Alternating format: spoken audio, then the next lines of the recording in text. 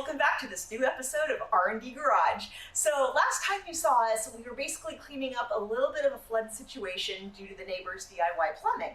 Well, we are now set up. We are super duper organized, a little bit, but I figured as long as now the video games are out, I can give you guys a little tour, because I know I've gotten a bunch of you going, what kind of video games do you have? Like stand-up retro arcade games? Yes, sir.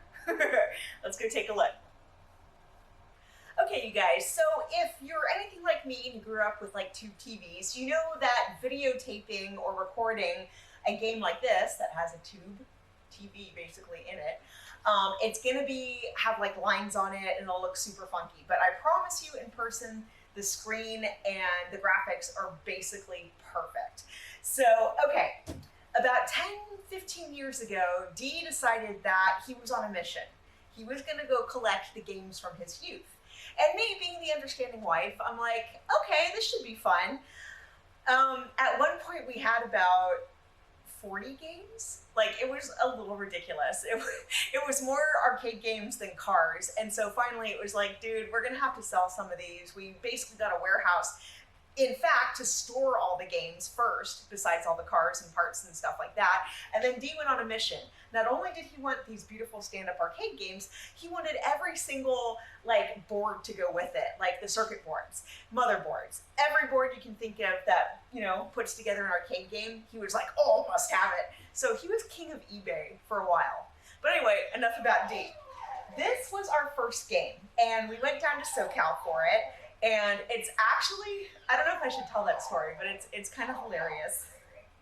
We ended up staying in a hotel on the wrong side of the track. So let's just put it that way. We knew something was up when we went into the hotel lobby and there was like bulletproof glass, but we're like, it's for one night. You know, how bad can it be? We go in, immediately go out of the room, go to Walmart, pick up a bedroom set, you know, like sheets and everything, took it back, and that's how we spent the night, because like we weren't touching anything in that room. Well, about 2 a.m., I was finally sound asleep, and Dee starts sniffing. He like smelled something really, really kind of gross, and it smelled like something electronic was burning. And so he's going around sniffing everything carefully. Maybe it's the AC, maybe it was the heat. I can't remember what he was talking about. And then he looks outside, and there's basically a hooker and her pimp smoking crack on our patio, which Dee was sniffing for about a half hour. So, okay, that story would probably ran on a little bit longer than I needed, but it's a memory I connect with Super Sprint. So, getting back to Super Sprint. I completely suck at this game. I love driving games. Galaga, however, is my favorite. But for Dee, Super Street, Freudian slip there, Super Sprint was his favorite game. So I'm going to try to demonstrate, although I should probably have him demonstrate because I'm just going to kind of do that kind of stuff, but let's do it. Okay, so I'm going to choose the easiest track, which I'm still going to suck at. And I remember playing this. Yeah, see, that's how good I am. Do you honestly losing? He's flying from laughing. Oh! Oh, look at that! Oh, I'm in first! Okay, you guys, this is unprecedented. I'm literally, how can I crash and pick up the golden wrench at the same time? The world shall never know. Oh my God, that hurt our finger. Come on. How many laps do we get? So the secret to this is basically flinging. Oh, look at that, I won. I crashed, but I won. Okay, well that gives you guys a good view of the Super Sprint. Let's move on to my favorite. Okay, so this literally has been my favorite game since I was a little girl. Galaga is just, I don't know what it is. The tiny, tiny battleships that shoot everything. You shoot one of like the lead, I don't know what they call them, the lead bugs, and they capture your ship, and then you manage to capture it back, and then you shoot everything. It's just, this to me, like, just says 80s. I mean, like, the best the 80s had to offer. Yeah, I don't know what else to say about that, but I know whenever I went to the movies as a kid, whenever we went to a restaurant that happened to have an arcade game as a kid, like Pizza Hut or any one of the other Round Table, something like that, I always, oh gosh, especially Lake Tahoe, I always begged my parents for change because I wanted to master Galaga. And now, well, I'm not going to play because I think Dee already got me playing, but now, yeah, my name is in first place, which was also a point of contention between me and Dee because we were very, very competitive with each other. Like, Monopoly is banned in our house, and I'm not even joking. We played once, I think, for 10 minutes at the start of the pandemic, and then we're like, we're actually going to get divorced by the end of this if we don't stop playing.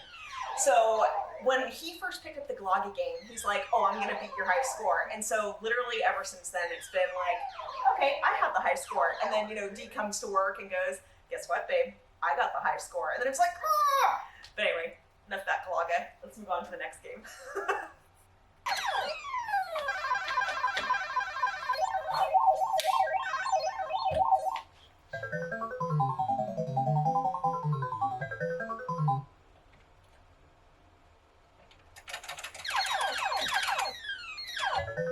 Yes! Come on, come on, come on. Give me my ship!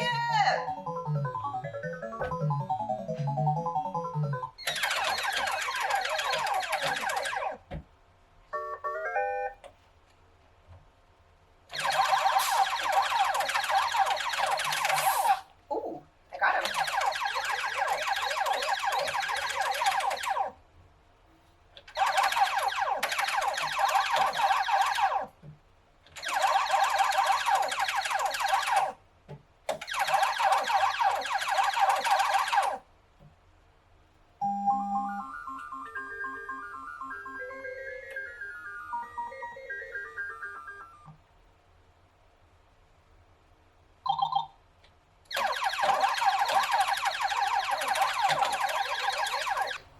Okay, maybe I was a little hasty in saying Galaga was the best that the 80s had to offer, because anyone in their right mind would be like, of course it's Miss Pacman and the regular Pacman game. Like, of course, it's so freaking iconic.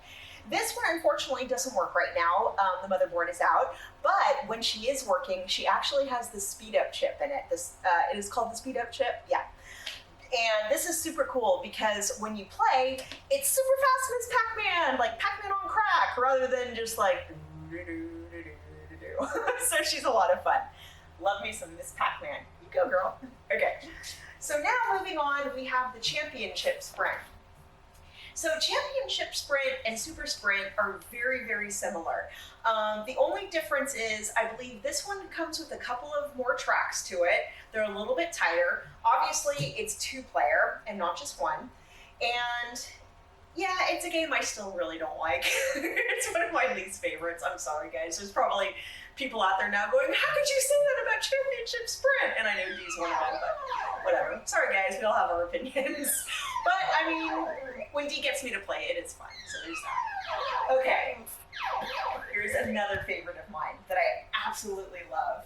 It's Paperboy! Oh my gosh, do you guys remember Paperboy? So I believe that this is also one of Steve Caballero's favorite games. Oh wait, no, sorry, not Paperboy. That was what's that skateboard game? Yeah, the one we have at the back there, which I'll get to. So sorry, Steve Caballero, this is not one of your favorite games, but it is one of mine. So I always just really loved kind of like the BMX feeling to it. Like, it made you feel like you were one of the cool kids when you were playing it, as dorky as that sounds. But it's just one of those I would also play when I got to Lake Tahoe. I would never go past the first round because I highly sucked at it. But again, it was worth the quarter. Like, it was a lot of fun. Okay, good job, Paperboy. Okay, guys, now we have the Twin Eagle, which is not the best of games. I don't even think I've played it. It is working, which is a bonus, but we really bought this one because it has such a nice, fantastic stand-up arcade cabinet. And so it is super easy to switch games. We can get new artwork, but this one, I guess it's just kind of like, well, it says bomb and missile, so my guess is it's a shooting game. I'm gonna go with that. Okay, moving on. Now we have Tekken 3. And if you've ever, he's already shaking his head. If you've ever played Tekken, any of the Tekkens or fighting games with your partner, do they also happen to have my style, which is, because that's the style that works for me. I'm sticking to it, and sometimes I do actually beat Dion. So yeah, I mean, it's a fun little game. It's more, again, Dee's favorite than my favorite, but when he wants to play, I'm like, whatever, okay, we'll play. So, Tekken. And now we have Centipede. So Centipede is pretty cool. You know, it's just one of those worm kind of games, eating up points and all that. It's one of those games where I'm just like, oh, okay, this game is actually famous for the rollerball, which is the only reason why I would be fascinated with it, because there's something about a rollerball. And then it also had, like, can you hear that? The little tiny of the player 1 and player 2. Dion's like, you are like a dork right now. Okay, so we got Centipede. Now, here's the 720, which, as you can see, is not playable at all. It was when we first got it. Hella fun game, skateboarding, obviously. And that one is Caballero's favorite game. I believe he actually helped design it. Don't quote me on that, but I follow him on Instagram. And he has posted about it before. So I just think it's kind of cool that we have an iconic machine like that. Okay, let's go over to the other side, because I think you guys are really, really going to think what we have over there is even cooler. Okay guys, so over here we have the Millipede machine. Now this one also has a chip in it where you can also play Centipede, which is super cool. Again, it has the rollerball, and this one's a little bit cleaner. It also has the fire button. And I love the fact that these games are so freaking simple that literally all it has is a rollerball and a button for fire. I mean, you don't really see that these days, so I think it's super cool. The only thing uncool about Millipede is that up until now, basically, Atari had like literally the coolest artwork on their games. Like, you know, Galaga's cool, Miss Pacman's cool, so iconic. And the first Centipede game was super cool too, as you saw over there. Well, you couldn't see the side, but trust me, it's super cool. For this one, I don't even know why they did this, but instead of just relying on the bug artwork, they have like this dude in tights. Actually, it looks like a onesie, a really tight onesie. And I mean, to each his own. If he's comfortable with it, I guess I can be too. But it's kind of weird. I guess it's the fighter, who knows. Okay, you guys see what we have over there? Yes, trust in your eyes. It is a Tron! And if we move the paperweight, you can see it better, or the garage floor weight. But this was a super cool find. This one had been in like some restaurant, and then a family bought it, and they had it for, I want to say 15 years. And Dee saw it, I believe, on Craigslist or some other list.